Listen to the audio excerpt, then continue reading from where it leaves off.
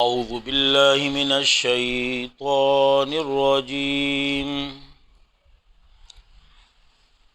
بسم الله الرحمن الرحيم. اهدنا الصراط المستقيم.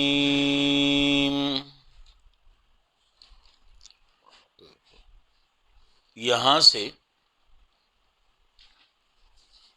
سورۃ فاتحہ کا تیسرا حصہ شروع ہو رہا ہے، اور اس حصے میں سب سے پہلے طریقہ تعلیم سوال کا،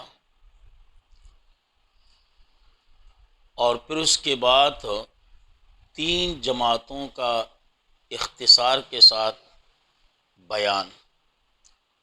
نمبر 1 منعوم علیہم، نمبر 2 مغضوب علیہم، نمبر 3 ضالین۔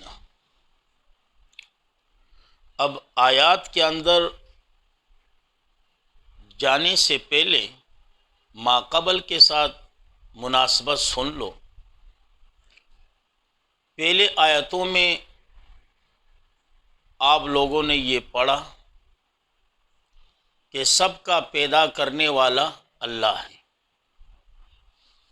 اور پھر ہر چیز اور ہر جاندار کو رفتہ رفتہ حد کمال تک پہنچانے والا بھی اللہ ہے، اور پھر سارے عالم کا نظام اسی کے ہاتھ میں ہے، اسی کے اختیار میں ہے، وہی مختار ہیں، وہی متصرف ہیں۔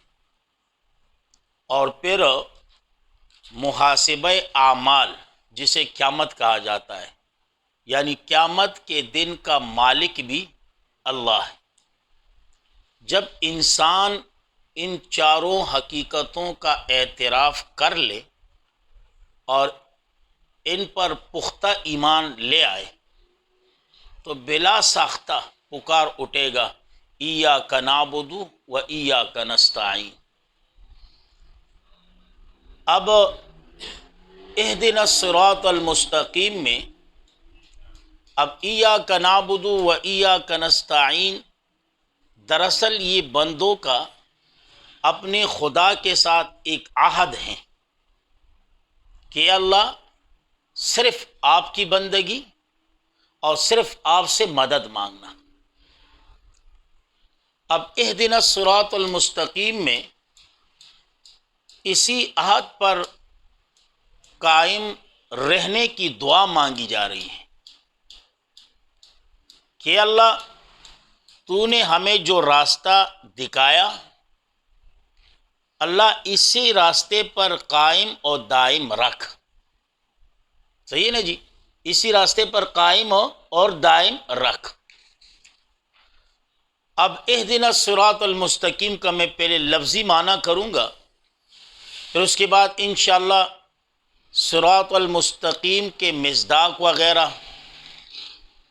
اور پھر انشاءاللہ ہدایت پر بھی بات کریں گے، اگر آج نہیں تو کل انشاءاللہ، آرام سے۔ تو لفظی معنی یہ ہیں، بسم اللہ الرحمن الرحیم، اہدنا الصراط المستقیم۔ 2 معنی ہیں، توجہ کرنا۔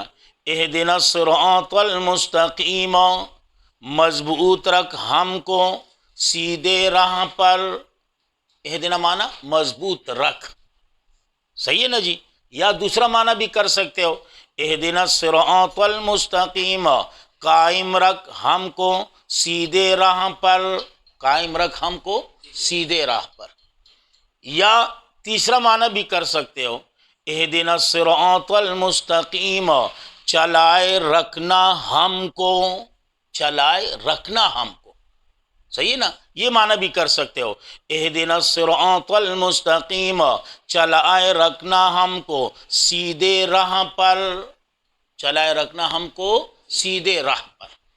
یہ 3 معنی ہو گئے، اہدنا مضبوط رکھ ہم کو، یا قائم رکھ ہم کو، یا یعنی چلائے رکھنا ہم کو سیدھے راہ پر۔ اب یاد رکھیں صراط مستقیم کے 3 مصداق ہیں۔ کتنے مصداق؟ 3۔ نمبر 1، صراط مستقیم سے مراد توحید۔ کیا ہے جی؟ توحید۔ سورت آل عمران ذرا دیکھیں، آیات نمبر 51 کھولیں ذرا، سورت آل عمران آیات نمبر 51۔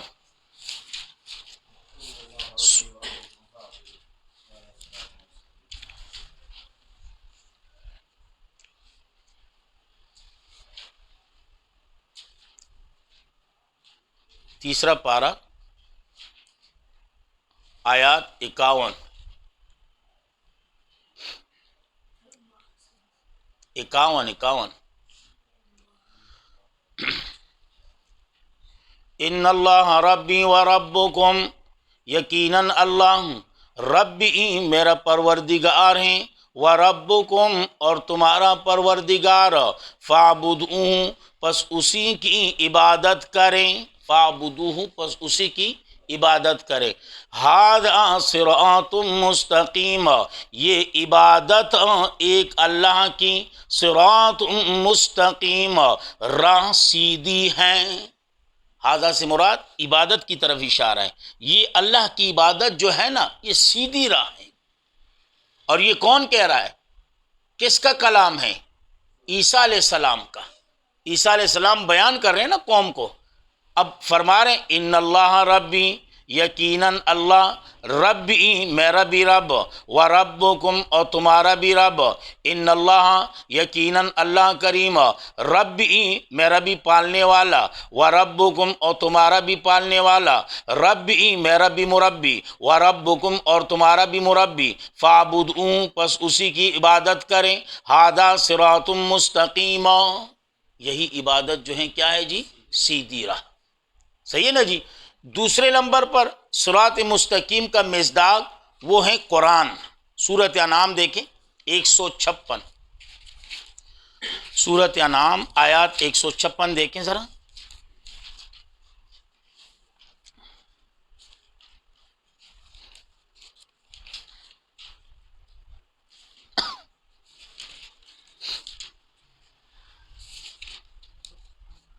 ایک سو چھپن۔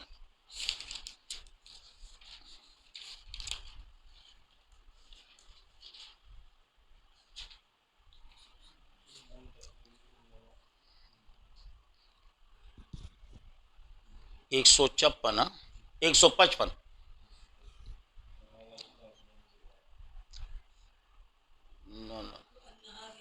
معذرت 126 نکالیں، 126،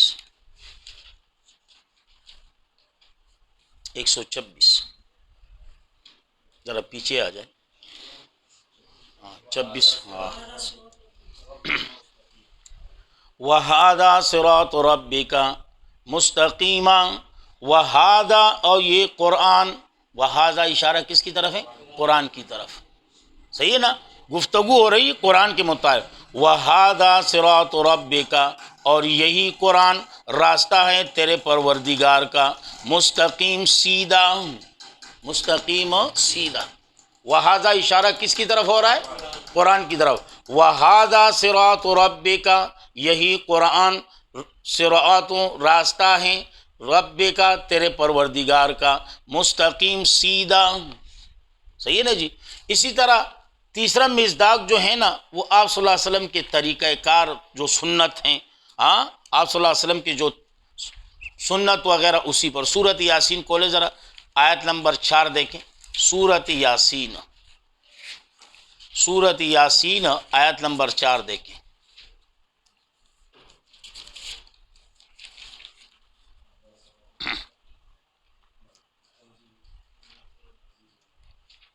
آپ صلی اللہ علیہ وسلم کی جو راہ ہے نا مراد وہی تو فرما رہے ہیں، یاسین والقرآن الحکیم انک لمن المرسلین علی صراط مستقیم، علی صراط، یقیناً آپ بھیجے ہوئے میں سے ہو، یعنی پیغمبروں میں سے، اور علی صراط مستقیم اور آپ صراط مستقیم پر ہو۔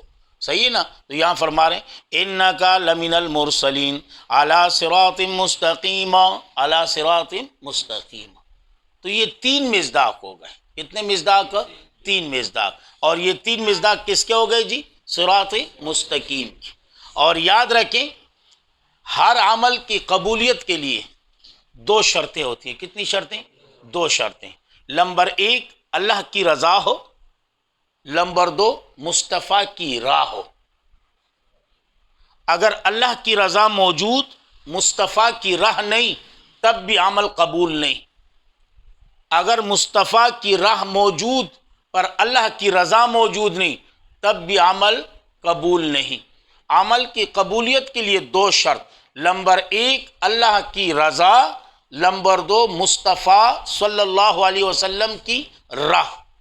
یہ دونوں شرطیں اگر آپ کے عمل کے اندر موجود ہیں تو عمل قبول. اور اگر یہ دونوں نہیں تو یاد رکھیں آپ کا عمل قبول نہیں. صحیح نا جی؟ باقی اہدنا ہدایت متعدی ہوتا ہے 2 مفعول کی طرف، ہاں، کبھی براہ راست، کبھی واسطے کے ساتھ. پھر انشاءاللہ اس پر کل گفتگو کریں گے. پھر ہدایت کے درجے ہیں. صحیح ہے نا جی؟ اسی طرح اس صراط مستقیم کی طرف بلانے والے کون ہیں، صراط مستقیم سے منع کرنے والے کون ہیں، انشاءاللہ اس پر بھی گفتگو کریں گے. لیکن ایک ساتھ نہیں، کیونکہ آپ کے لیے مسئلہ ہوگا. صرف لفظی معنی آج یاد کر لو. یہ مصداقات جو میں نے بتائے اس کو یاد کر لو. صحیح ہے نا جی؟ اہدنا الصراط المستقیم، مضبوط رکھ ہم کو سیدھے راہ پر. ہاں، یا دوسرا معنی اہدنا الصراط المستقیم، قائم رکھ ہم کو سیدھے راہ پر. یا تیسرا معنی اہدنا الصراط المستقیم، چلائے رکھنا ہم کو سیدھے راہ پر، سیدھے راہ پر. باقی انشاءاللہ زندگی رہی تو کل. اللہ رب العزت ہمارے درس کو اپنے دربار میں قبول و منظور فرمائے.